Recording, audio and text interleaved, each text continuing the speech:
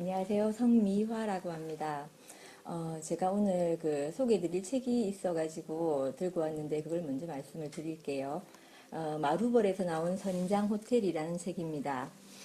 제가 이 책을 들고 나온 이유는 이 책에 있는 내용과 같이 그 선인장 호텔이 제게 되어준 사람을 소개하기 위해서입니다. 어, 이 책의 내용을 보면 사막에 선인장 씨 하나가 떨어졌는데 이 씨 하나가 자라서 다른 동식물들이 와서 살 수 있는 집이 되는 그런 내용이 있습니다.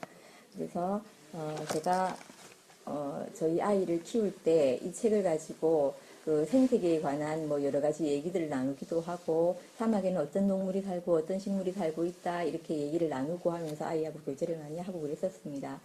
그런데 이 책이 제게 실제적으로 감동이 되거나 그렇진 않았는데 제가 그 아이하고 살면서 굉장히 힘든 시간을 거치게 되었는데 그게 무슨 문제였냐면 어릴 때 아버지가 일찍 돌아가시고 제게 그 아버지가 돌아가신 것은 표면적으로 아버지가 돌아가신 것이었지만 제 인생의 그 길이 되어줄 분을 잃어버린 것과 마찬가지였습니다. 그래서 아버지가 돌아가시고 제가 살면서 결혼을 할 때나 직장을 구할 때나 모든 것을 할 때 제가 결정을 하고 제가 살고 제가 계획하고 이렇게 인생을 살게 되었습니다.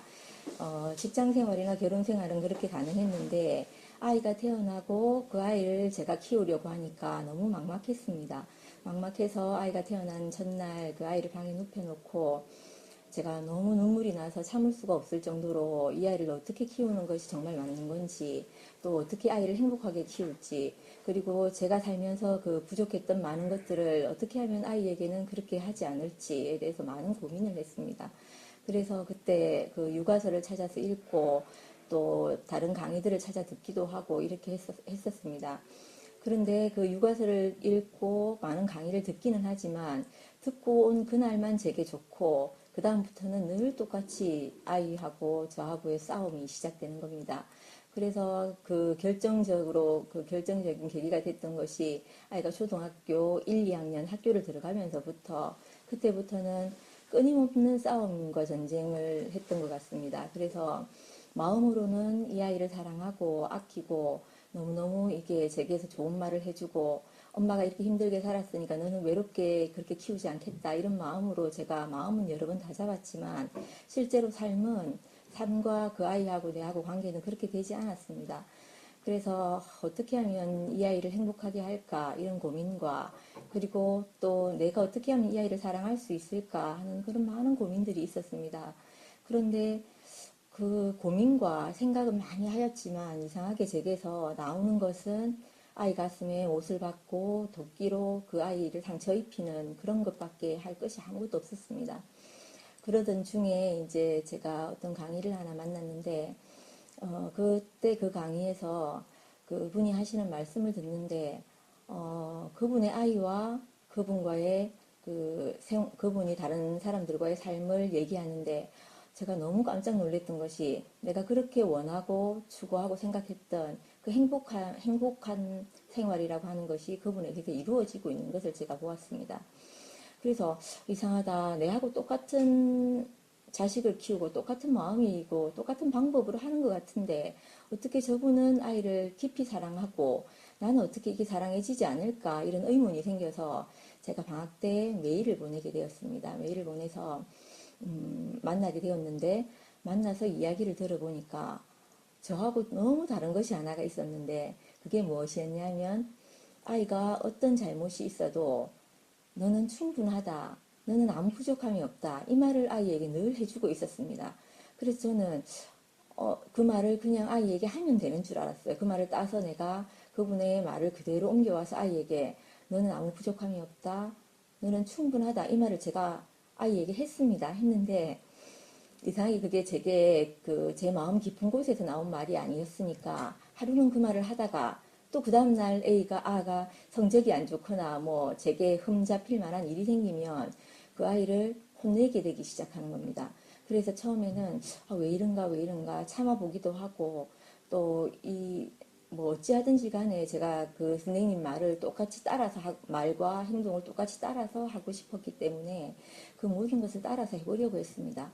그래서 집에 돌아온 아이에게 마음으로는 아니지만 입으로 사랑한다, 오늘 학교 와서 수고했다 이 말도 해보고 했는데 아이는 이상하게 제게 다가오지 않는 겁니다. 않고 엄마가 그렇게 말해도 눈빛이, 아이가 저를 바라보는 눈빛이 엄마가 오늘 또 좀 있다가 폭발할 텐데 왜 저 애한테 저런 말을 또 하지? 늘 경계를 두고 저하고 거리를 두고 이렇게 나를 만나고 이러는 겁니다. 그래서 이상하다, 왜 그럴까? 그래도 내가 저분 사는 것처럼 나도 똑같이 살아야지 하는 마음으로 제가 계속 그걸 반복하면서 이렇게 살았는데 초등학교 어느 날 아이에게 이제 아이 방으로 제가 공부를 하러 들여보내고 제가 밖에서 설거지를 하고 살림을 다 하고 방에 들어갔는데 우리 아이가 공부를 하고 있는 것이 아니고 그 자기가 가장 좋아하는 드레스를 꺼내서 몇 벌이 되는 드레스를 다 꺼내가지고 이것도 입어보고 저것도 입어보고 그러고 있는 걸 제가 발견을 하고 내 모든 이성이 내가 지금까지 참았던 선생님이 저렇게 했으니까 나도 저렇게 해야지, 따라 해야지 했던 그 모든 것이 한순간에 무너지는 걸 느꼈습니다. 그래서 아이를 방에서 질질 끌고 나와가지고 제가 부엌에 있는 가위를 들고 나와가지고 그 아이가 입고 있던 옷을 다 찢어버렸습니다. 그리고 너 이렇게밖에 안 되냐고 그 아이 긴 머리카락을 제가 앞머리 다 자를 마음으로는 다 잘라서 완전 빡빡 밀고 싶을 정도로 삭발을 시켜버릴 정도의 마음으로 이렇게 있었습니다. 그런데 그 세상 보는 눈이 너무 무서워서 그렇게 하지 못하고 그 가위로 아이 앞머리를 싹둑 다 잘라버렸습니다. 그리고는 그날 제게 어떤 마음이 들었냐면, 이게 부모가 아이를 낳았다고 해서 부모가 아니구나. 부모가 아니고 내가 이 아이를 사랑할 수 없는 사람이구나. 절대로 지금 내가 만난 그 선생님처럼 내가 아이를 사랑할 수 없구나. 이런 마음이 들었습니다. 그래서 제게 그 아이를 사랑한다고 했던, 내가 아이를 잘 키울 수 있다고 생각했던 그 모든 것이 제게서 다 무너지는 경험을 그날 했습니다. 그래서 침대에 누워서 아이는 이제 제가 침대에 누워서 울고 있으니까 너무너무 겁이 나서 찾아와서 왜 그러냐고 하는데 이제 내게 나를 엄마라고 부르지도 말라고 하면서 제가 겸이를 아기 이름이 겸인데 겸이를 마음으로 내가 너를 사랑할 수 없는 사람이다 이렇게 말을 하고 제게 제 스스로 저를 포기하는 그날이 왔습니다. 와서 그날 밤에 제가 스승으로 모시고 제가 처음 만나서 아이를 사랑하는 법을 이렇게 배웠던 그분에게 전화를 해서 제가 정말 아이를 사랑할 수 없는 사람입니다.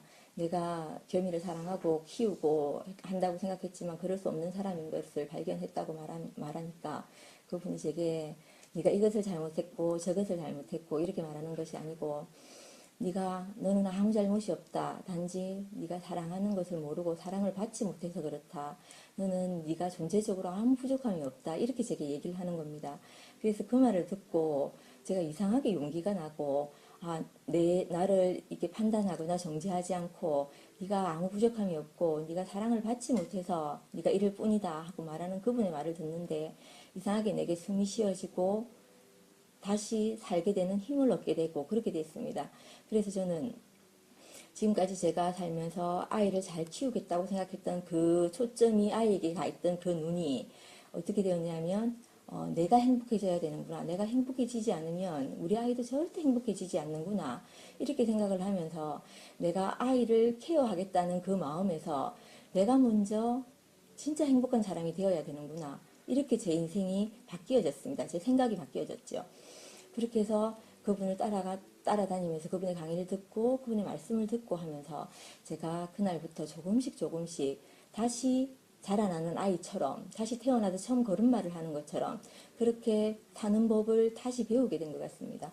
그래서 이상하게 그 강의를 듣고 집에 돌아오는 날이면 마음이 너무 풍성해져서 겸이를 집에 돌아와서 아이를 꼭 안고 겸아 오늘 엄마가 이런 말씀을 들었는데 엄마가 너무 행복했어.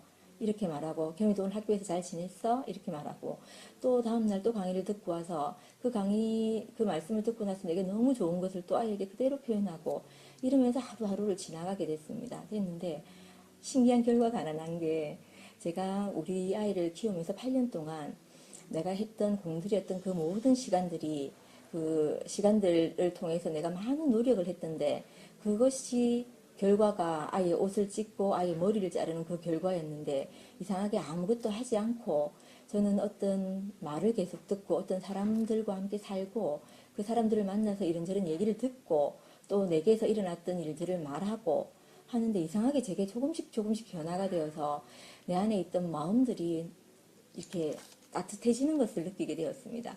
그리고 어떤 마음이 드느냐면 그 제게 한 번도 느껴지지 못했던 내가 부모에 대해서 그 내가 근원적으로 부모에 대해서 그 원망하고 있던 마음 제가 그 어떻게 생각을 했었냐면 내가 행복하지 못한 이유가 내가 지금 우리 아이하고 이렇게 된 이유가 우리 부모에게서부터 내가 그 받은 것이 없기 때문에 엄마가 나를 잘 키우지 못했기 때문에 엄마가 내게 어떤 말을 했기 때문에 내가 그렇게 이렇게밖에 살 수 없었다 이렇게밖에 생각을 못했거든요. 그래서 저희 엄마에게 제가 어떤 말을 했냐면 엄마가 내게 해준 것이 아무것도 없다. 엄마가 내게 해준 게 뭐가 있냐 이런 말을 제가 늘 엄마에게 달고 살았었거든요.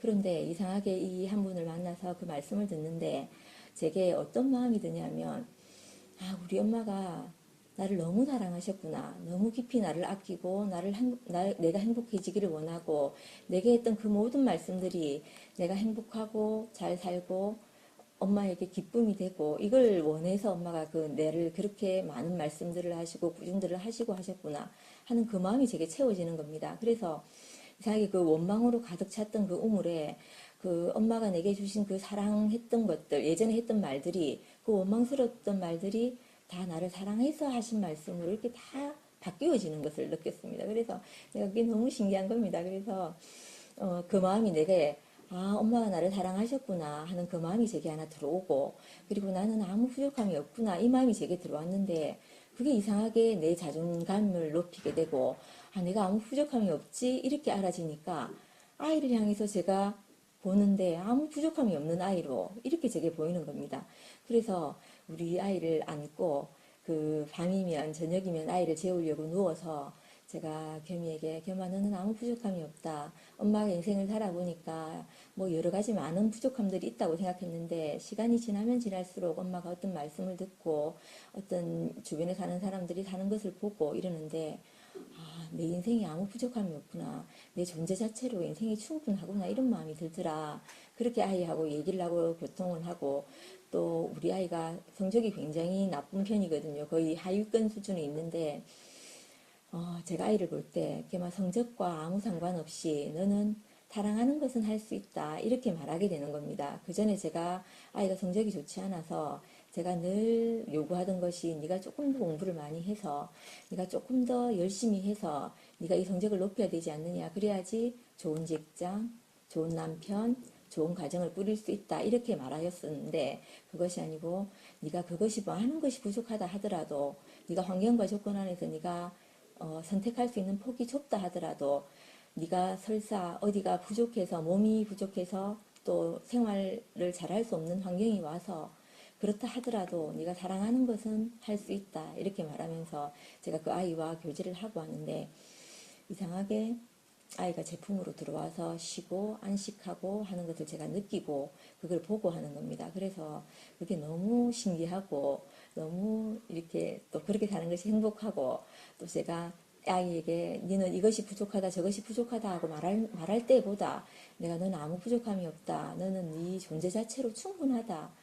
엄마는 네가 무엇을 잘해서 너를 사랑하는 것이 아니고 네가 엄마 딸이기 때문에 그러고 네가 엄마가 너를 사랑할 수 있는 내 대상이기 때문에 나는 너를 너무 충분히 만족하고 충분히 사랑한다 이렇게 말할 때 내게서 그 행복이 솟아나오는 걸 제가 느낍니다. 그래서 제가 이 책을 그때 우리 겸이가 어릴 때 그 동식물에 관해서 얘기를 할 때 이 책을 읽어줬는데 제가 어젯밤에 이 책을 다시 읽으면서 너무 눈물이 나는 겁니다. 왜 그러냐면 이 선인장 호텔 책에 보면 이 선인장의 가시가 굉장히 많은데 이 가시를 뚫고 여기 이렇게 이 그림에서처럼 이렇게 선인장 속에 많은 동식물들이 와서 그 안에 집을 짓고 그 안에서 자기네들이 잠을 자기도 하고 알을 놓기도 하고 이러면서 삶을 사는 겁니다.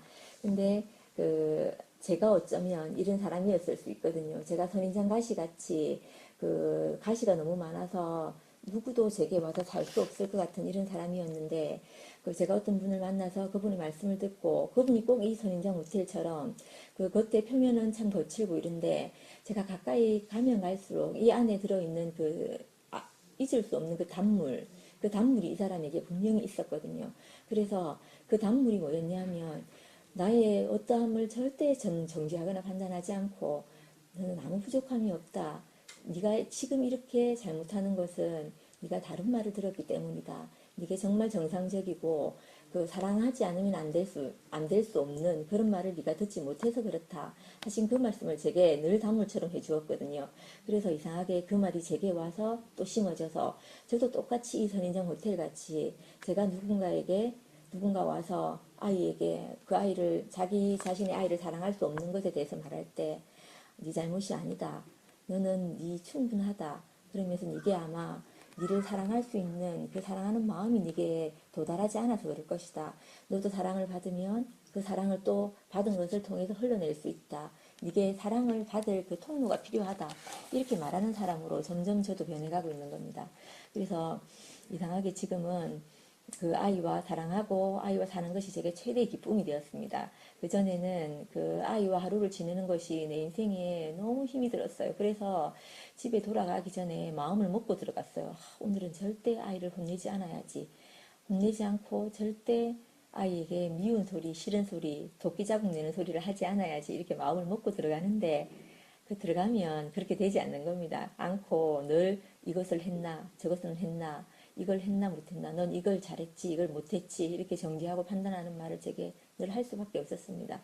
그런데 제게 이 선인장 호텔 같이 내게 쉼이 되고 안식이 되는 사람을 만나서 그 사람으로부터 내가 충분히 사랑받고, 충분히 관심받고, 충분히 위로가 되고 편히 쉬는 그 삶을 살고 나서 집으로 돌아가니까 우리 아이를 향해서 제가 늘 그렇게 말하는 겁니다. 내가 너를 너무 사랑한다. 너는 내게 너무 소중하다. 아무 부족함이 없다. 그래서 집으로 돌아가서 아이를 볼 때 처음 하는 것이 우리 아이를 꼭 안고 겸아 오늘 하루 잘 지내고 왔지? 이렇게 말하는 것이 제 일이 되었습니다. 그리고 아침에 아이가 등교를 할 때 제게 어떤 마음이 드냐면 아이가 등교하는 이 시간이 내가 저 아이를 보는 마지막 순간일 수도 있겠구나. 내가 아이를 향해서 사랑한다고 말하는 그 마지막 시간이 될 수도 있겠구나.